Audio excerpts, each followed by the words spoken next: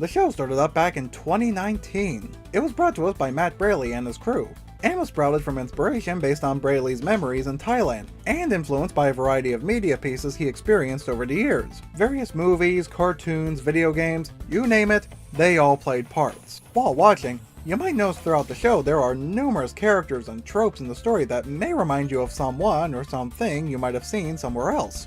But it's no coincidence. It was a matter of influence, and handled fairly well, I'd say. In fact, Matt himself said one of his biggest points to making the show was to make an adventure that would make people think about Gravity Falls, but from the perspective of someone like Pacifica. A character with a big story arc of redemption can almost always lead to interesting aspects in said character's journey. Just look at Amity from the Owl House.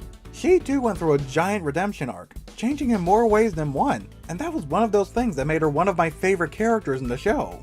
And speaking of change, I never once considered that the frog dimension trope itself would have also played a part in that concept. Matt once explained the connection was all about change, like how these characters, or any character from any franchise that go through development, can be the equivalent of an average frog's life cycle. And I feel Matt deserves some credit for that thought process because my god, that is actually really clever.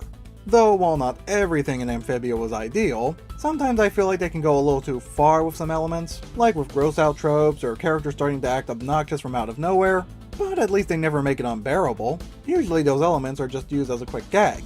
It happens, and it's done. While kinda overplayed at times, these kinds of jokes never overstay their welcome when they do happen, and I can appreciate that the writers and producers had some decent timing on that.